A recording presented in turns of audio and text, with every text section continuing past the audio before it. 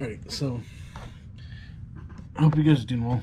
I just kind of want to give you guys a little bit of a backstory to who I am. So, back in 2013, I decided to enlist into the United States Army as a 91 Bravo all wheel vehicle mechanic. I go to basic training down in Fort Jackson, South Carolina. Um, so, it was 5 days after I turned 19, um, back in 2013. Graduate in October.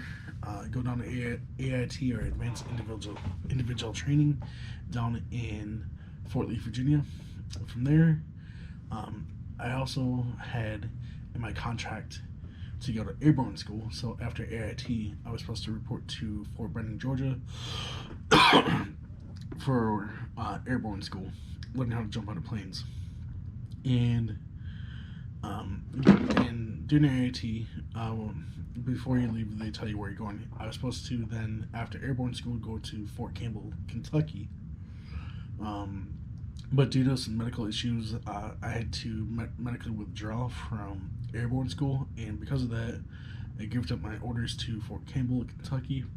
Instead, I had new orders cut to go down to um, Fort Hood, Texas, to be part of the 1st Cavalry Division.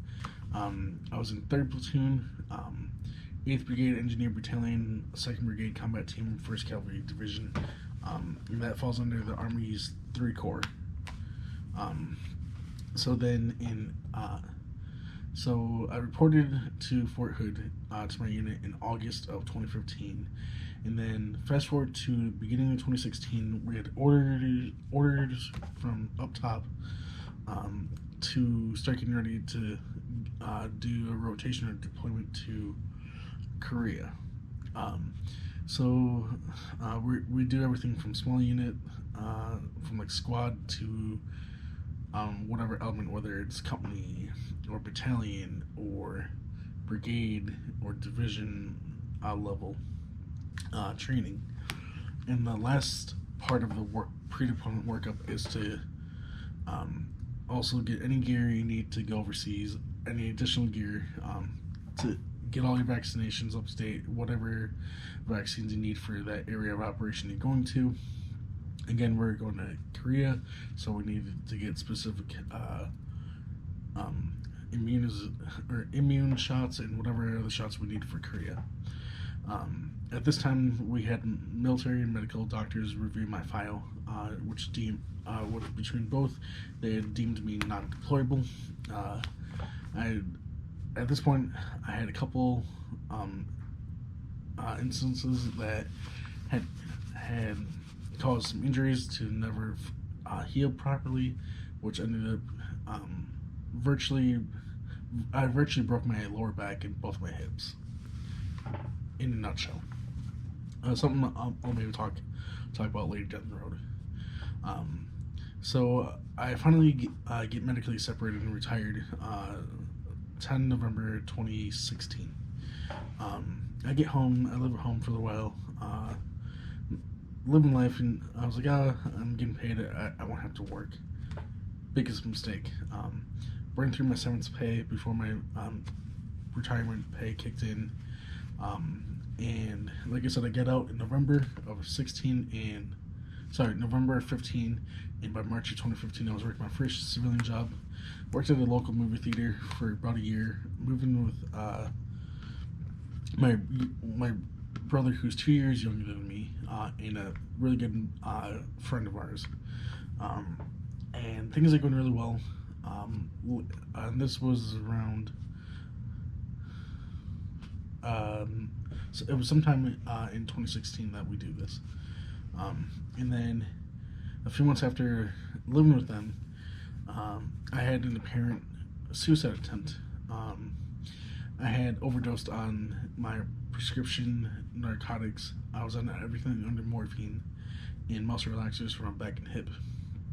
And at this point, I remember I was eating dinner. I think I had made myself a burger, and I was having 1 or 2 12-ounce beers. And I take my, about a half an hour after I ate, I took my, it was my 1 or 2 painkillers and 1 muscle relaxer, or something to that effect, and went to bed. I don't remember this event other than what was told to me, and look at my medical file. This is what ended up happening. Um, I had ended up taking, I think it was 30 or 40 pills, or pills of narcotics and muscle relaxers. Ended up smoking a bunch of marijuana. The marijuana was laced with crack cocaine, methamphetamines, and two synthetic drugs. Ended up having three drug-induced seizures. Um, but from my understanding, statistically speaking, guys tend to have a messier suicide than girls. Girls tend to be cleaner when we up and off each other. Um, I had access to multiple firearms that I had owned. I don't know why I chose to want to go out in my sleep rather than just make it quick and instantaneously. Um, but honestly, that's the most logical theory. I don't agree with it, but out of all the theories there were, what caused me to do what I did, that makes the most sense. And it's something I'm ashamed happened, that had happened, but it was getting to the point where just the one or two painkillers at a time that I had to take wasn't doing enough. It got to the point where I was having to take 3 or 4, or if I took the one or two, I was having to wash it down with whiskey, and then it eventually turned into having to take a handful of painkillers, because at that point it was like eating candy. It wasn't doing anything. It wasn't doing anything until I added whiskey and hard liquor to it, and then eventually it was downing the bottle and downing a couple bottles of whiskey just to be able to sleep at night. So I could become a functional alcoholic for a few weeks, and it was easy for me to shut off alcoholism or drinking and stuff, but I couldn't turn the switch off on the pills. So I finally, after this overdose, I had started to code 3 times in the apartment, or 3 or 4 times I had coded in the apartment. While my roommate and a few other people at the place were trying to figure out what to do. I had coded until the paramedics came. From there, fast forwarding some time forward, in 2018, it was in the summertime, or at this point, I ended up becoming borderline homeless. Moved from Waukesha to West Allis, Wisconsin, into a mobile trailer park home. But I it switched to another theater within this company, and I was working. So I got to kind of choose my own hours at that time because I was working third shift. So my 2 days off, I would go in for a few hours to work in the theater just to keep the benefit of being able to see free movies and stuff. So it was around June time that year. So this was right around 2018. I ended up going paintballing and airsofting with some friends, and we thought it'd be funny to use pellet guns instead of using it for squirrel hunting. One of my buddies ended up shooting me in the hand. I'm not sure if you guys can see the scar, but I ended up getting shot in the hand with a 22 caliber pellet, or the equivalent of a 22 long rifle, out of an air gun. I got embedded, ended up having surgery. Then in August of that same year, I was going down to one of my best friends' wedding down in Illinois. He's my best friend since kindergarten. We grew up as brothers. I get in a really nasty car accident, and I'll have the photos in this. I ended up walking away, thank God, with a concussion and severe whiplash. And my other best friend I've known since second grade, who also grew up with me as like a brother, he had a little bit of road rash at the crevice of his elbow. How we both managed to survive, I have no idea. But the surgeon that had seen me in the ER said that the only reason why I was alive and my friend was alive, was because we had our seatbelts on. Only reason why we were alive. So, worst case scenario, we should have been dead, and based on the pictures and the trauma that I had sustained, I should have been paralyzed from the waist or chest or neck area down.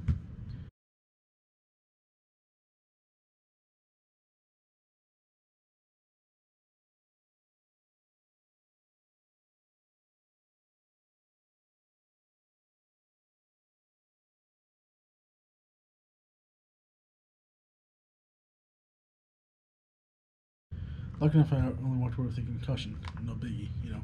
And at this point, this was my fourth or fifth concussion at the time, and I officially now have traumatic brain injury, or TBI, because of the concussions. And so, about a week later, I get back from the wedding, and our surgeon calls me and said, you know, hey, with all the different imaging, we have access to the medical field. Every so often, the image shows that something's there when it's not. We did some more testing. You have a tumor the size of $0.50, or between a quarter and $0.50 between the chest or heart and breastbone. And it was a rare form. They thought it was testicular cancer because I had some markers or whatever that went from my testicles up to my chest, but it was not. It was a rare form of cancer, and it was one of the more curable and treatable cancers. And lucky enough, because of this car accident, they had found out. They caught it in the baby stages, so it was stage 1. And even the worst stage of this cancer, there's like a 70 or 80% success rate of being in remission. So I ended up, he gave me the option of doing a biopsy and then going from there, or having surgery and then doing a biopsy. I elected to do surgery right away. They ended up breaking my rib cage, as opposed to breaking my sternum. So they do the surgery, found out that it was cancerous. December of that year, I ended up going through chemo, and I did the equivalent of 6 rounds of chemotherapy in 2 sittings instead. My last round of chemotherapy was my brother's birthday, December 21st, 2018. At this point, I'm still living in West Dallas. I decided to, my lease was up, and ended up moving back home around Christmas going into 2019. So at this point, so 2019, I really didn't have any huge medical issues going on. Things started to turn around. So I've been sober for it'll be 4 years this February 2021. It'll be 4 years sober. I still drink from time to time, but 4 years off of painkillers. You know, and like the title of this video, you're never out of the fight.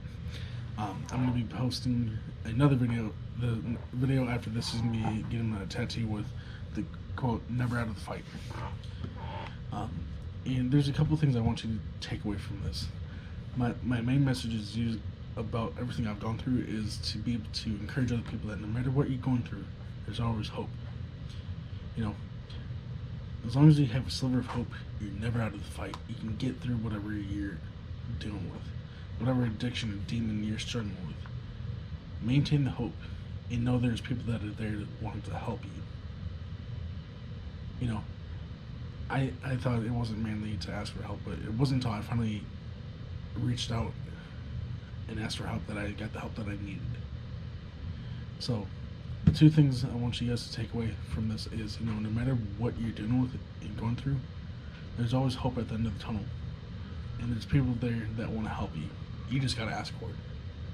So I hope with what I was talking about, it encourages you to keep your head up and to remember, you know, there's always hope and you're never out of the fight. Take it easy, guys.